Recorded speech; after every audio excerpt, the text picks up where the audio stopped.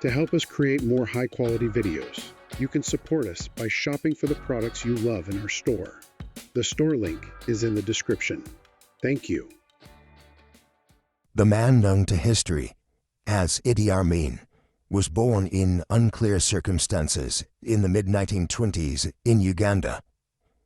Some accounts, including a statement by Amin's own son Hussein, place his year of birth as late as 1928, but he was most likely born in 1923 or 1924. His place of birth is also disputed, but the suggestion that he was born in the capital of the country, Kampala, is probably spurious, and Amin was more likely born at Koboko in the Muslim-dominated northwestern part of the country, near the border of what is now South Sudan. His father's background is similarly unclear. Andreas Niabire was a member of the Kakwa people, according to some accounts, and he converted to Islam from Roman Catholicism in the early 20th century, and then changed his name to Amin Dada. However, other sources suggest he was ethnic Nubian, and that he may have been raised as a Muslim. If so, his family probably came from Sudan originally and had been among Sudanese communities, which had been brought south by Emin Pasha, a late 19th century governor of the Ottoman province of Equatoria, who had ventured as far south as Uganda in the 1880s. Amin's mother was Asa Ate, whose descent is also disputed. She may have been an ethnic Kakwa or Lubara, different peoples living in what is now northern Uganda. What little we know of Idi's childhood indicates that his father abandoned him and his mother when he was young, and he was raised by her alone. He attended an Islamic school at Bombo in the early 1940s while the Second World War was raging to the north and east in Italian East Africa and the Maghreb. Any assessment of Amin's life must start by exploring the history of Uganda under colonial rule. Like many other parts of sub-Saharan Africa, Uganda was a country which had been contrived more from the imaginations of its colonial rulers than one which had an ethnic or religious coherence to it.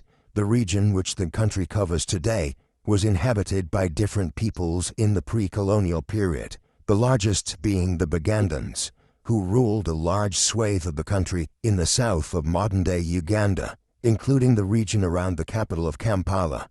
However, the area also contained many Nilotic peoples in the north and east, such as the Kakwa and Lubara, and in the northwest there was a substantial Sudanese population. Pockets of Kuliak people also inhabit the regions which today lie along the border between eastern Uganda and western Kenya. And to compound matters, the people of the country were also divided along religious lines, with a large Muslim population in the north where Islam had spread south from Egypt and Sudan, while elsewhere others followed the Ugandan native religions. A great many had also accepted faiths such as Roman Catholicism or Protestantism. This was the patchwork of competing ethnicities and religions out of which modern-day Uganda emerged. The Kingdom of Buganda covered much of the country when the British began to encroach here in the late 19th century. The Ugandan Protectorate was established in 1894 as part of the ambitions of some British imperialists in Africa to obtain control of a continuous stretch of territory on the continent, running from Cairo in Egypt to Cape Town in South Africa. Under British rule, some of the internal divisions of the country were exacerbated when the colonial regime favored elements amongst the Bagandans, which had adopted Protestantism and used them as a proxy to govern the country and overrule the Muslim elements in the north. Colonial rule was exploitative, but also brought benefits in the shape of the beginnings of our modern infrastructure and economy, notably in the production of cash crops such as sugar and cotton, whilst literacy levels also increased considerably in the first half of the 20th century. Another important development was the creation of a Ugandan military under the British when the colonial regime began training and arming native Ugandans in the early 20th century, a process which accelerated prior to and during the First World War as a means of striking at Germany's colonial possessions in East Africa. One of these native units was the King's African Rifles, through service in which Amin would emerge as a force in Uganda in the 1960s.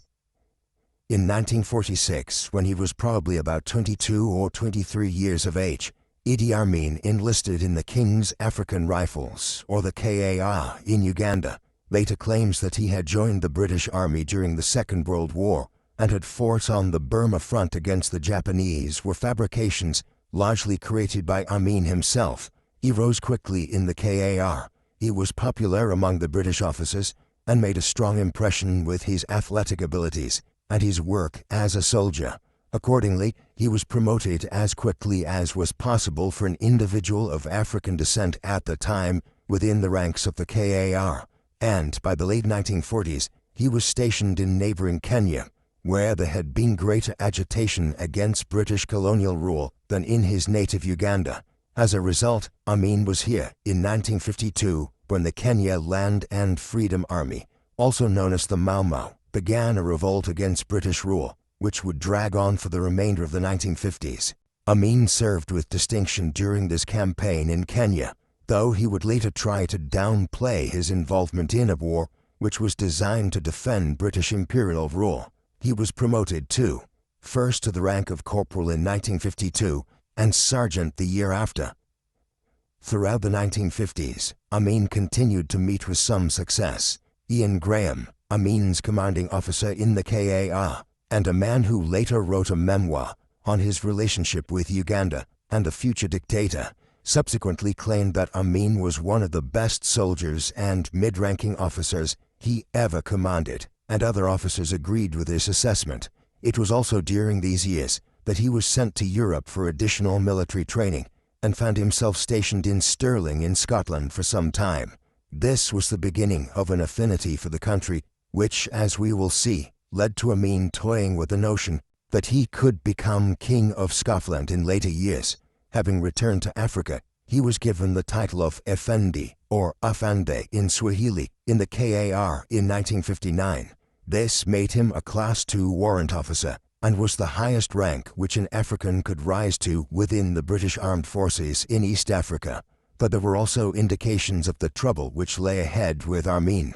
In late 1961 and early 1962, the KAR were called on to intervene in widespread cattle raiding, which was occurring on the border between Uganda and Kenya.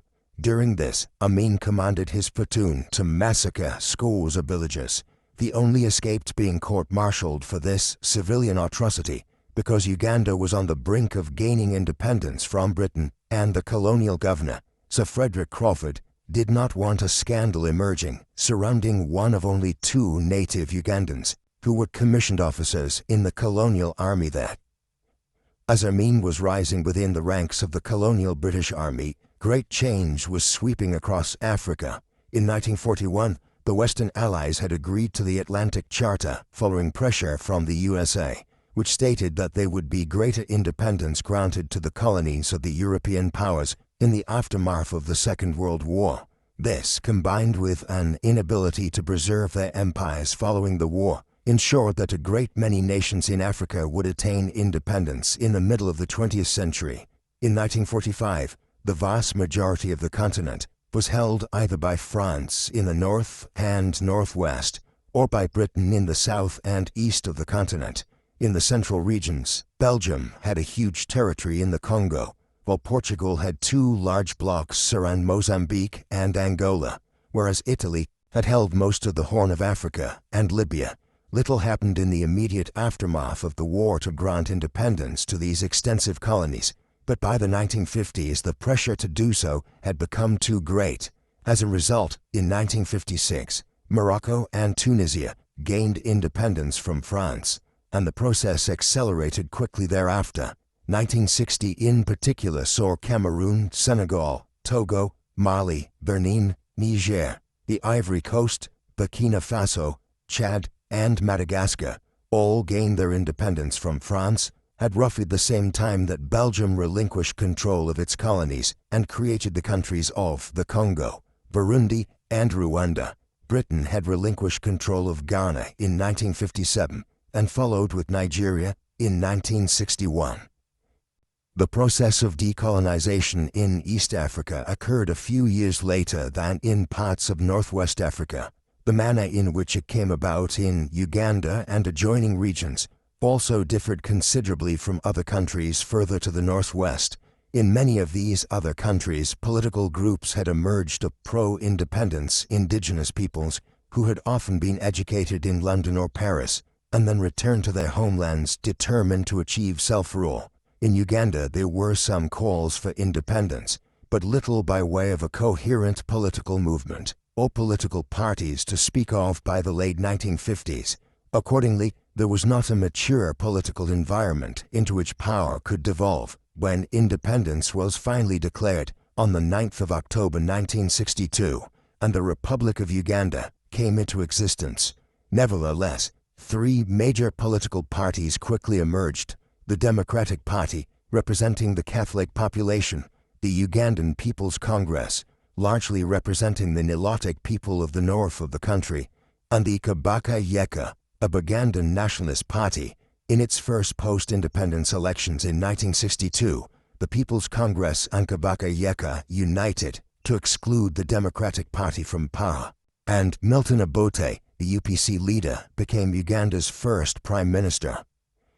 Obote would dominate Ugandan politics during the 1960s thereafter, but his period in office was dogged by many of the same problems which had affected other African nations in the post-independence period, namely the problem of uniting a country which was an artificial construct of the British and had many different ethnic peoples and religions within it. As such, the mid-1960s saw a battle between some who wished for a decentralized federal state where the Bugandans and the Nilotic people and other groups would largely govern themselves in their own provinces, and those who wished for a powerful centralized Ugandan state governed from the capital of Kampala. This conflict climaxed in February 1966, when Obote suspended the constitution and assumed extensive powers which amounted to little more than a dictatorship.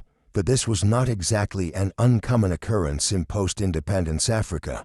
All across the continent, strong men were seizing power in the 1960s, with vicious dictators such as Joseph Mobutu in the Congo, Jean Bokassa in the Central African Republic, Francisco Machas Nguema in Equatorial Guinea, and Abubakar Songule Lamizana in what was then the Republic of Upper Volta, but which we know today as Burkina Faso. Thus, Uganda was following this depressing trend when Obote seized power in 1966. For Amin, Obote's consolidation of his hold on the country was beneficial. Already in the early years of independence, he had continued to rise within the Ugandan armed forces. He was made a captain at independence in 1962, then a major in 1963, and deputy commander of the Ugandan military in 1964. Finally, in 1965, when he was still only 40, Amin was made one of the commanders of the army. In 1970, he reached the peak of the Ugandan military and was made overall commander of the armed forces of Uganda. Much of this meteoric ascent throughout the 1960s was secured on the back of his complicity in Obote's corrupt dealings in Uganda. With the rise of the dictators across much of Africa during the period, had come the emergence of kleptocratic states, where the dictators and their followers effectively asset-stripped the resources of their countries to become immensely wealthy themselves. In the mid-1960s, Amin was aiding Obote in a gold and ivory smuggling operation between the Congo and Uganda. Some of this activity was intended to facilitate the arming of separatists and rebels within the Congo, but much of the proceeds were also purloined into the pockets of Obote, Amin, and their accomplices. Discovery of Obote and Amin's smuggling activities in 1966 was central to Obote's decision to seize absolute power in Uganda that same year. By the late 1960s then, Idi Amin was one of the most powerful individuals in Uganda. Obote's regime became increasingly oppressive as it went on, particularly so following an attempted assassination of the dictator in 1969, one which failed, but which saw a further crackdown on any political or military dissent across the country, and as Obote's enforcer, Amin was central to these measures. However, despite his close associations with Obote, It now seems clear that Amin was conspiring throughout the late 1960s to seize power himself, or at least to consolidate his hold over the military. In particular, he was hiring extensive numbers of troops from the Kakwa and Nubi areas of northern Uganda bordering on Sudan. These were his own ethnic people and fellow Muslims. By filling the Ugandan military with soldiers and officers drawn from this area, Amin was consolidating his control of the army in advance of a possible seizure of power. Moreover, Amin was probably courting the support of Britain and Israel for such a move.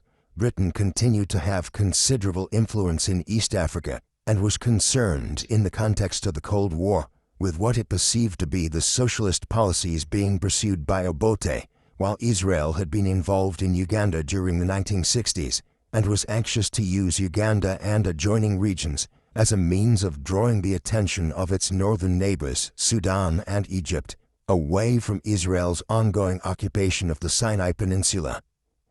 Eventually, Amin's machinations came to a head in the early 1970s.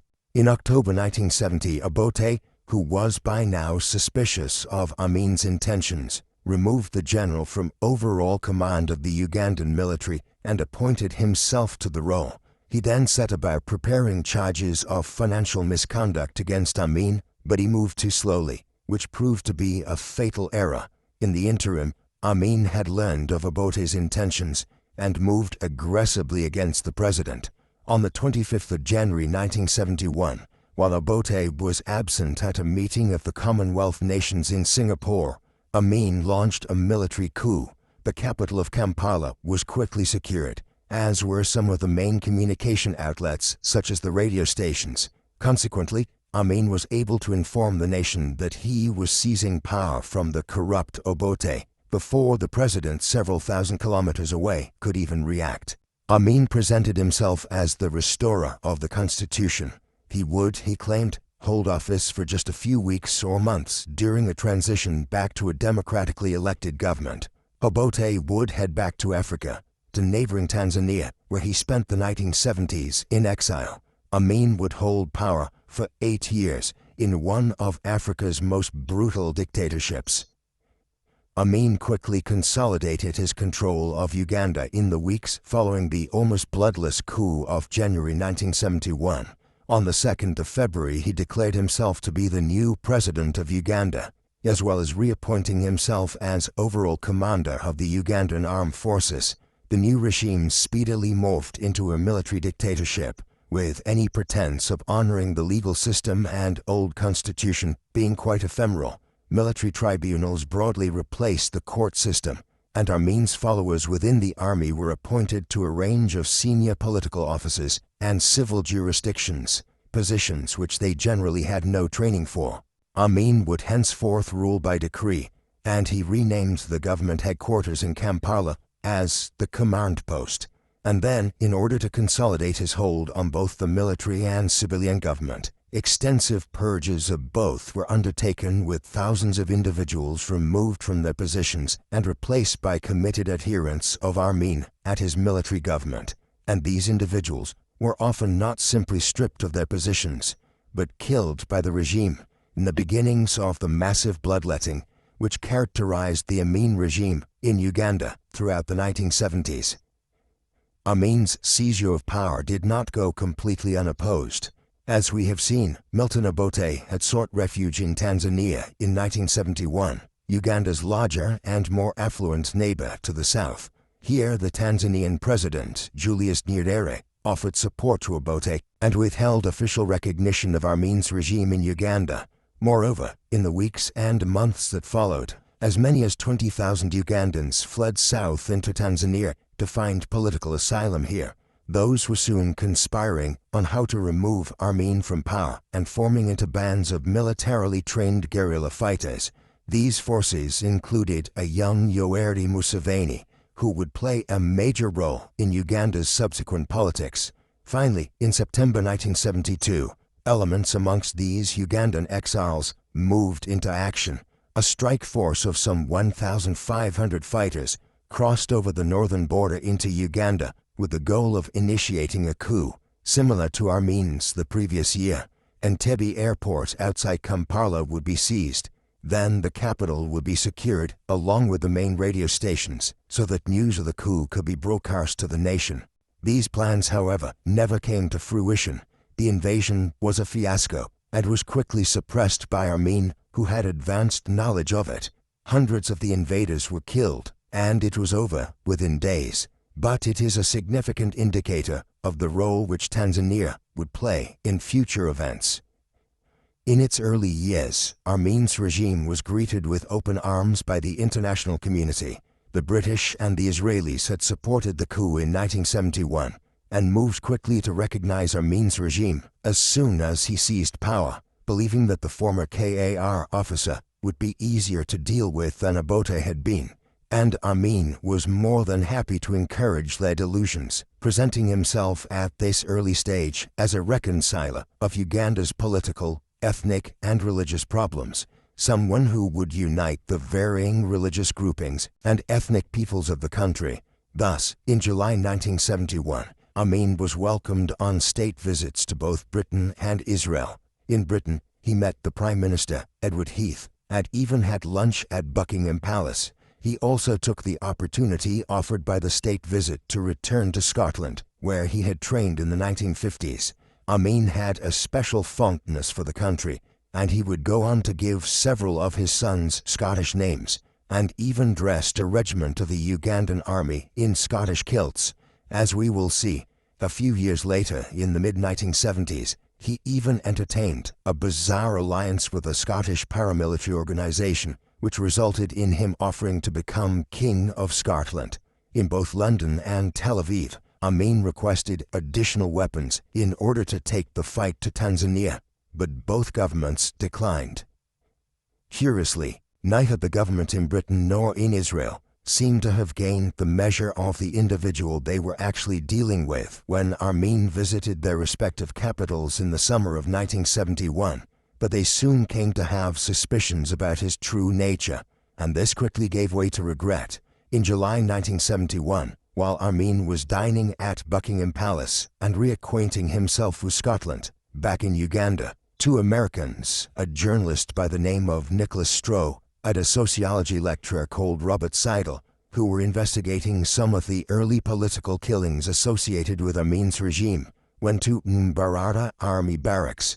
They had been warned not to go there, but ignored these warnings, a decision that would prove fatal. Both men were murdered at the barracks.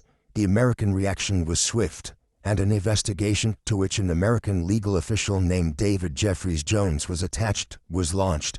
Jones quickly determined that the pair had been murdered by Amin's men, but he fled the country in fear of his own life before the investigation could be concluded. The killing of Stroh and Seidel was the first serious indication that Amin would not be the reliant strongman the West believed he might be in Uganda. Other clearer signs of how problematic Amin might be were soon becoming apparent.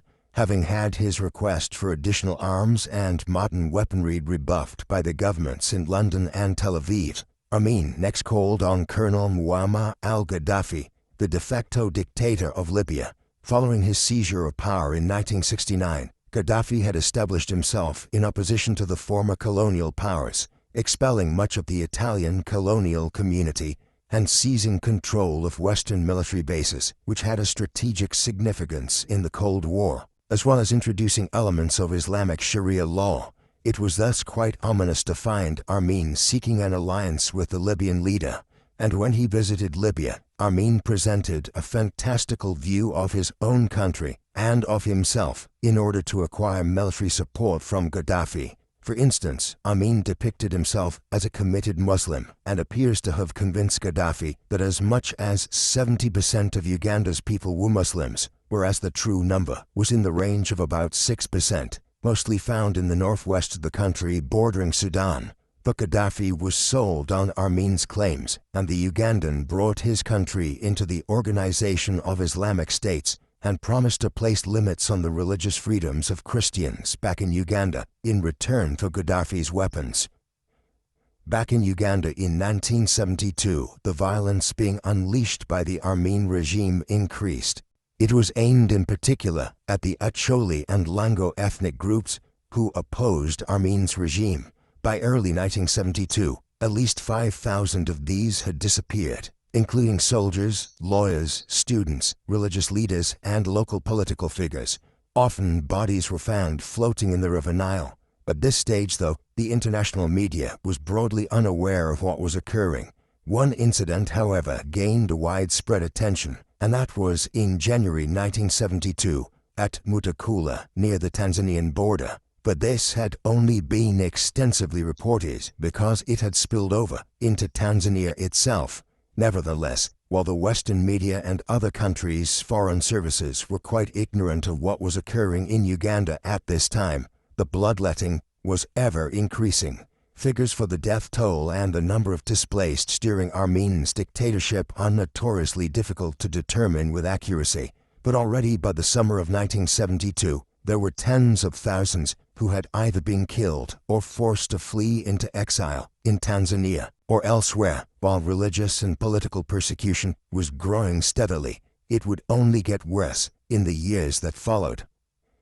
The action which first made Amin's regime notorious to the international media came in the autumn of 1972 and concerned the country's large community of ethnic Asian people. Indian and South Asian settlement in East Africa was long-standing and dated back at least as far as the 12th century.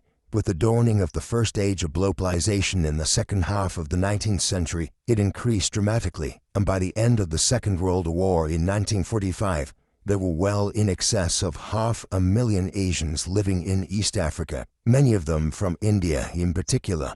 But it was not just that there was a large community of Asians in regions such as Kenya, Uganda, Tanzania, and Mozambique, but the fact that this Asian spread into East Africa was perceived to play an overly large role in the economies of these regions.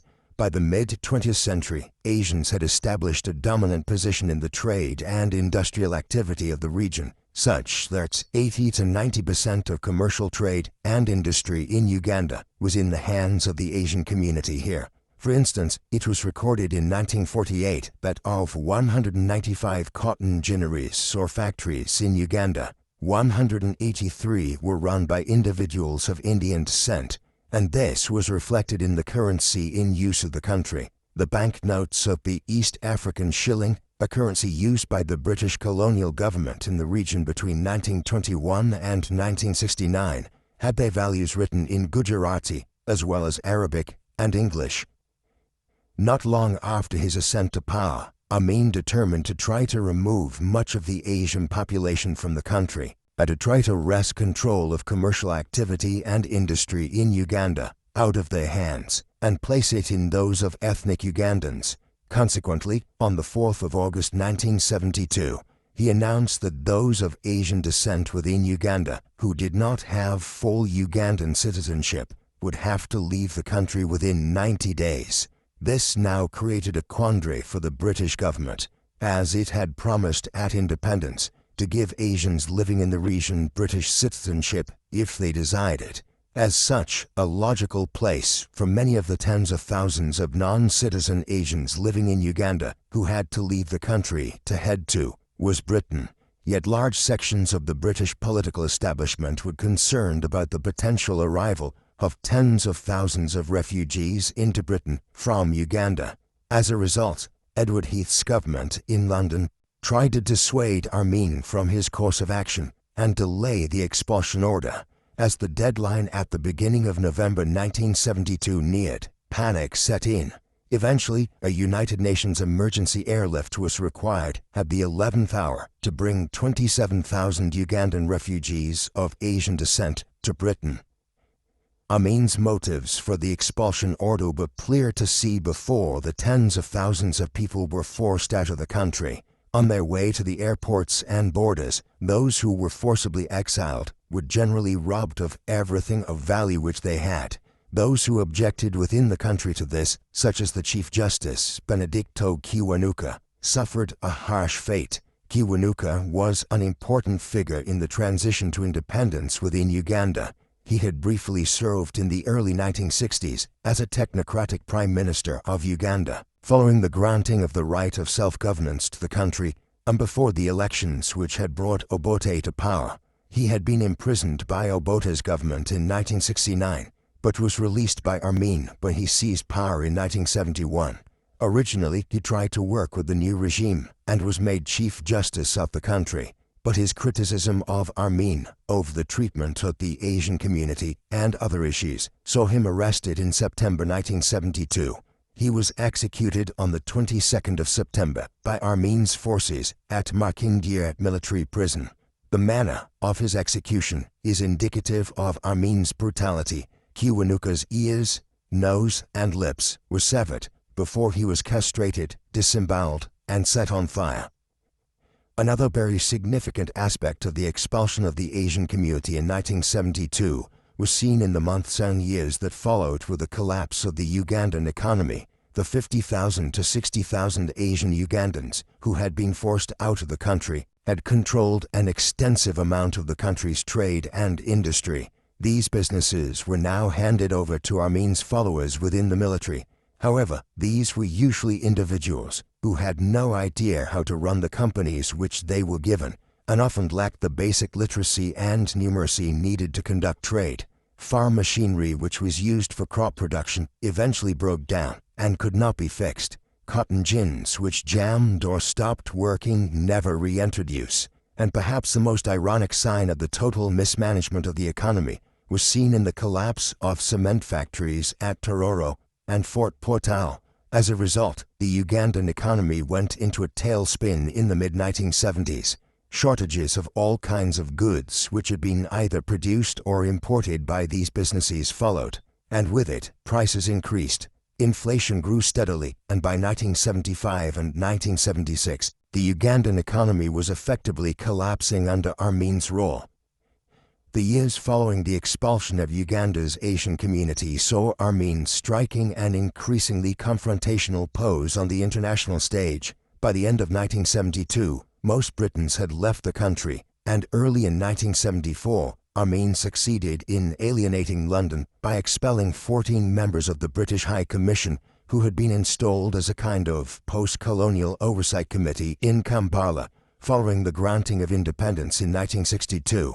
Despite this, and increasing sanctions directed against Amin's regime by Western countries, there was also a very strange situation in which planes were regularly flying out of Stansted Airport in London, carrying cargoes of luxury European goods for Amin and other senior members of his regime.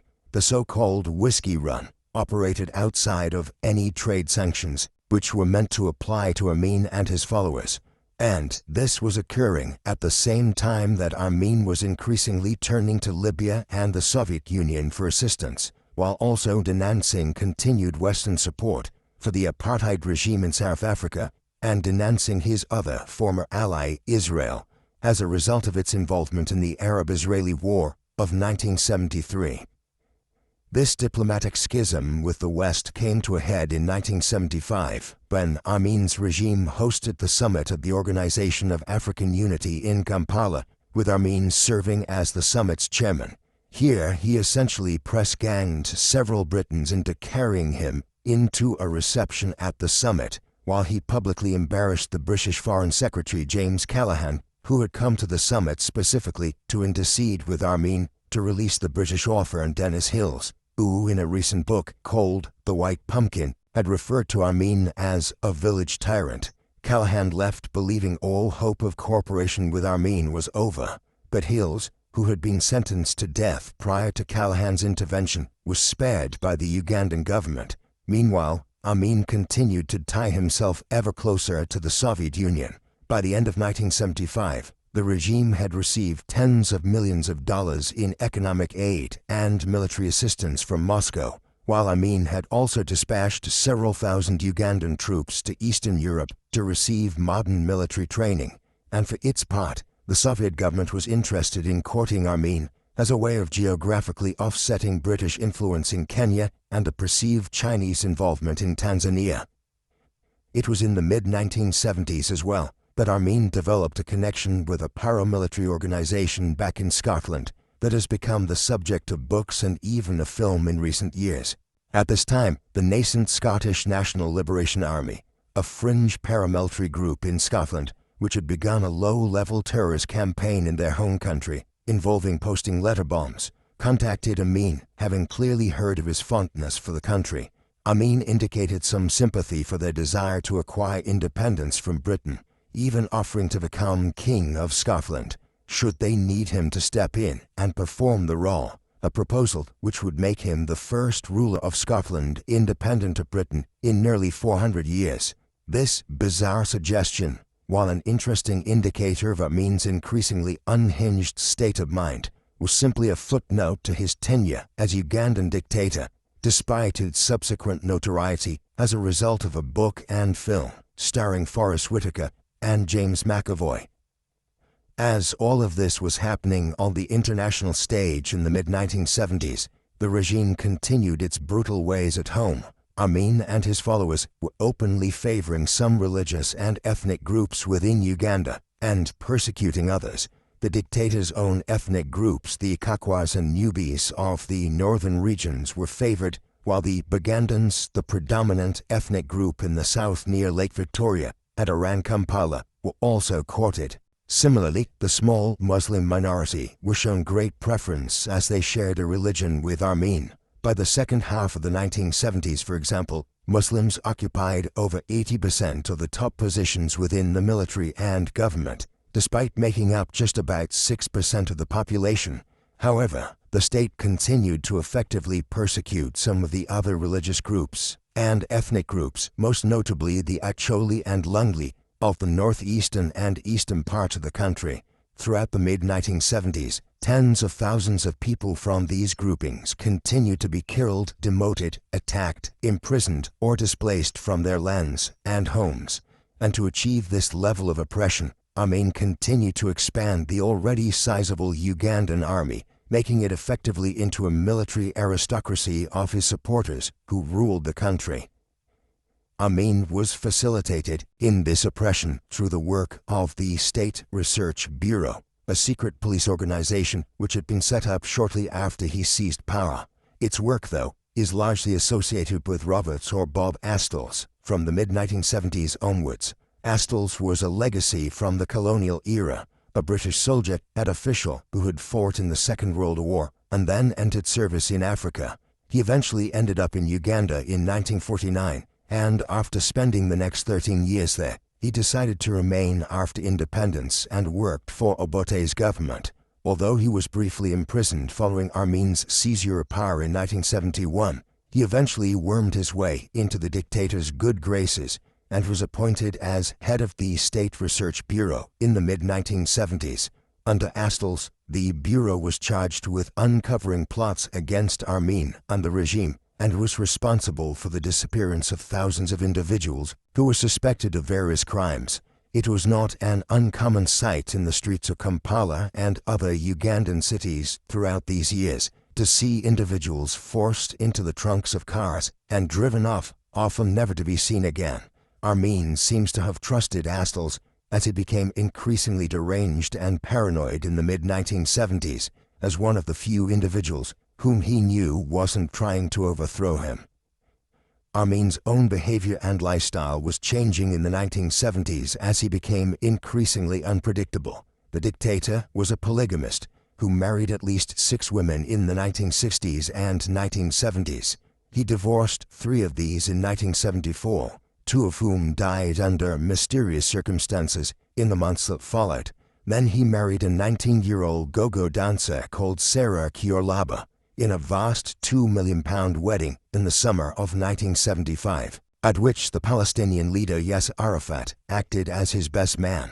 In total, he sired as many as 50 children, and perhaps many more through numerous concubines. Many of these were variously raised at palaces and luxury houses, which Amin increasingly acquired across the country. Meanwhile, Amin, who had been athletic and a keen sportsman in his younger years, grew larger in size as he settled into his 50s. He was rapidly paranoid about conspiracies being launched against him, a not unjustifiable concern for an individual in his position, but this would often extend into bouts of sheer lunacy. Bob Astles later described being rung by members of the government who believed he acted as a moderating influence on Amin when he was, quote, out of control. An issue which seems to have become a major factor affecting his personality and his actions as ruler of Uganda was that he had contracted syphilis in his younger years, and by the 1970s may have been suffering from partial dementia resulting from tertiary syphilis. This would perhaps explain some of the more bizarre behavior and the accusation of cannibalism which attached themselves to him towards the latter end of his dictatorship. In the late 1970s, an Israeli doctor who had served in Uganda some time earlier had openly stated, "It's no secret that Amin is suffering from the advanced stages of syphilis, which has caused brain damage."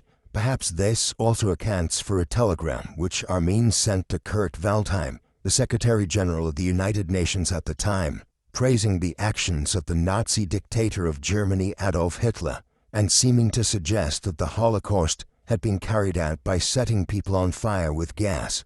Word of the message got out quickly to world leaders, and it was increasingly clear after this that Africa was dealing with a partial madman. Meanwhile, the praise Amin heaped on German actions in the Second World War damaged his relations with the Soviet Union, one of his last remaining backers economically and militarily. This was all compounded in 1976 in one of the most infamous incidents associated with Amin and his regime. On the 27th of June that summer, an Air France plane was hijacked on its way from Tel Aviv to Paris by Athens. It was diverted to Entebbe Airport outside Kampala, and it soon became clear to the international media that Amin was in league with the Palestinian terrorists and members of the West German urban guerrilla movement, the Revolutionäre Zellen, which had orchestrated the hijacking. In the hours that followed, the non-Jewish passengers were released from the plane, and demands were now issued that dozens of Palestinian political prisoners being held in Israel were to be released. Otherwise, starting on the 1st of July, the kidnappers would begin executing the Jewish hostages. However, what followed was an incredible rescue operation when Israeli commanders flew from Israel to Uganda, refueling in Nairobi and neighboring Kenya to free the hostages. The airport at Entebbe had been built by Israeli contractors years earlier, and they knew the exact layout. Consequently, on the night of the 4th of July, approximately 100 Israeli commanders managed to land in a surprise attack, freed nearly every single hostage, blew up most of the Ugandan Air Force's fighter planes which were stationed at Entebbe, and took off again out of Uganda in a mission that lasted just 90 minutes.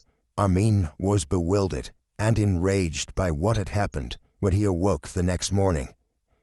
Amin's role in facilitating the Palestinian hijacking of the Air France flights in the summer of 1976 was just one of the increasingly incendiary activities he was engaging in. On the international stage in the second half of the 1970s, it was largely clear that the Kenyan government had facilitated the Israeli mission to free their citizens at Entebbe by allowing them to refuel in Nairobi.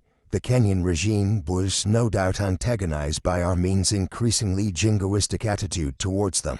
Back in 1902, the British had included a large portion of what was Western Kenya within the borders of the Protectorate of Uganda. These same lands were eventually returned to become part of Kenya when it was given independence. But, in the mid-1970s, Amin began pressing a largely baseless claim that this part of Western Kenya was actually Ugandan land, or part of a greater Uganda, and this would no doubt have encouraged the government in Nairobi to facilitate the Israeli rescue mission in July 1976. But it did have implications, as in the weeks following the Air France episode, Amin had hundreds or perhaps even thousands of ethnic Kenyans who were living in Uganda killed in reprisals. Throughout the mid-1970s, religious leaders across Uganda had become increasingly concerned about the divisive nature of the regime's approaches towards Uganda's Christians and its Muslim population. Amin had deliberately courted the Muslim population and oppressed some of the Christian churches. The Archbishop of the Church of Uganda, Janini Luwum, had been especially vocal about the need to cool religious tensions, and late in 1976 he chaired a conference of Anglican, Catholic and Muslim leaders. An agreement was reached at this meeting that all involved would work going forward to ease religious divisions within the country. But when Amin, who had not been informed of the gathering beforehand, learned of this, he had Luwum arrested on fabricated charges of having plotted an armed insurrection. Then, on the 17th of February 1977, Luwum was effectively paraded before the international media. The following day, a statement was issued by Amin's regime that the Archbishop had been killed in a car accident, yet no one was deceived, and reports since suggest that Amin even shot Luwum himself. The Archbishop was subsequently acclaimed as a martyr, and a further sign of how unstable Amin was and how isolated his regime had become, followed when he was not invited to a meeting of the heads of the Commonwealth states shortly afterwards. Luwum and the other religious leaders' actions were indicative of the manner in which senior figures in Uganda were increasingly opposing Amin's regime. This extended into the ranks of his government. Already in 1975, Emmanuel Blair Wakwewa, Amin's finance minister, had defected to Britain whilst on a visit to London. But more damaging still was the defection of the health minister Henry Kiemba in 1977.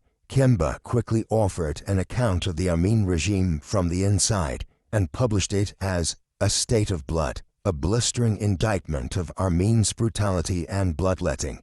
However, while the international community's disdain for Amin and his regime severely hampered Amin's ability to govern Uganda, it would not remove him from power. As long as Amin retained a tight control over the military and government within the country itself, he was secure in his position.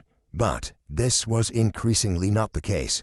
By late 1977, a split had developed within the Ugandan military between those who remained steadfastly loyal to Amin and those who favored the Vice President, General Mustafa Agisi, over the madman that Amin seemed to now be. It was in awareness of Agisi's growing strength and in an effort to shore up his own authority that Amin would enter in 1978 into a fatal conflict that would bring about the end of his regime. For years, relations between Amin's Uganda and Tanzania to the south had been strained, even hostile at times. It was here that Milton Obote had established himself in exile in 1971. And from here that the abortive invasion of Uganda was launched by some of his supporters in the autumn of 1972, and now, at the end of the 1970s, it became the source of Amin's final overthrow. In the late autumn of 1978, troops loyal to Agisi had mutinied in southern Uganda near the Tanzanian border. When some fighting broke out here, Amin elected to effectively turn the engagement into a war with Tanzania, one which would shore up his support within Uganda and allow him to consolidate his control of the country. This decision may have been made half-heartedly when he realized he had lost control of some elements of the army on the southern border, and he wanted to take credit afterwards for their incursions into Tanzanian territory. In any event, the initial stages of the Uganda-Tanzania War went well for Amin. In the early winter, Ugandan forces entered in large numbers into northern Tanzania and occupied the region in such a way that, as 1978 was coming to an end, Amin was able to announce that he intended to annex the Kagera region of northern Tanzania. However, the situation would all change very quickly in 1979. In January 1979, the Tanzanian President Julius Nyerere began mobilizing the Tanzanian People's Defense Force with the goal of striking back north against Amin's armies. They were joined by a large contingent of Ugandans who were opposed to the Amin regime and who had been living in exile in Tanzania. As he moved north, Amin's forces started falling away in places and being defeated in others. Some units fled over the western border into the Congo. Gradually, the main bulk was forced back towards Kampala as winter gave way to the spring of 1979. Amin was now desperately seeking foreign aid, but despite appealing to Saudi Arabia and Saddam Hussein's Iraq, he only received minimal support from Gaddafi in Libya and the Palestinian Liberation Organization. The decisive engagement of the war finally occurred at the Battle of Lukaya, southwest of Kampala, on the 10th and 11th of March. Here, a force of 2,000 Ugandan troops and 1,000 Libyans, supported by 18 tanks, were overrun by a joint Tanzanian and Ugandan Exile army, one which had little tank support, but far superior infantry numbers, in the hours that followed the defeat, and as news of it arrived in Kampala, many urged Amin to accept the situation and step down as leader of Uganda. In Kampala, Amin remained defiant to the end, even as Tanzanian and Ugandan exile troops closed in on Entebbe Airport on the shores of Lake Victoria to the southwest of the capital. He refused to back down, and even fired his military chief of staff, Yusuf Gowon. However, with dwindling numbers of supporters and the belligerents closing on the capital itself, he did eventually flee from Kampala by helicopter on the 11th of April 1979, the date which is generally seen as marking the end of the Idi Amin regime in Uganda. Yet in the months that followed, peace did not immediately return to Uganda. A loose civilian government was formed out of various interest groups, but it could not operate effectively, was seriously divided, and eventually a new military coup occurred in May 1980. This would lead in the short term to a military government. But unlike Amin in 1971, the interim military governor Paula Mwanga did pave the way for elections and a transition to civilian government towards the end of 1980. In these, none other than Milton Obote was returned as Uganda's new president. Milton Obote's return to power in the elections of 1980 did not, however, go unopposed. Many groups believed, perhaps not without substantial justification, that the elections had been rigged in favor of Obote's Ugandan People's Congress. As a result, as Obote took office for a new term as president, a guerrilla war between his government and those who did not recognize its legitimacy was beginning in Uganda. The so-called Ugandan Bush War would drag on for over 5 years between Obote's government and the guerrillas led by Yoweri Museveni. Eventually, as Museveni and his followers got the upper hand, Obote fled from Uganda in 1985. Then, in January 1986, the guerrilla fighters entered Kampala, and Museveni, who had first fled to Tanzania back in 1971 as a young man in his 20s, became the new president of Uganda. The coming of Museveni and his national resistance movement to power in Kampala was not a new dawn for Uganda. Museveni has never left office and is one of the world's longest-serving heads of state, having recently been re-elected in January 2021. And Ugandan politics has been dogged ever since by human rights abuses and persecution of minorities. The Ugandan Bush War, though, was played out in the 1980s and would not involve Idi Amin. The bloodshed he was responsible for was largely confined to the 1970s. It is difficult to get an accurate idea of exactly how many deaths Amin's regime was actually responsible for, the result of Uganda having an ill-defined population level at the time, making it difficult to assess the number of deaths from censuses and other statistical data, and also the fact that, by their very nature, the killings and disappearances which claimed the lives of tens of thousands of people were not recorded officially. In addition, it is often difficult to decide what to count. Many thousands died in Uganda, for instance, during these years, not as a result of a government directive, but indirectly as a result of Amin's creation of a military state, in which senior members of the army could murder people with impunity. Equally, the mishandling of the economy added to the death toll, but again, in indirect ways.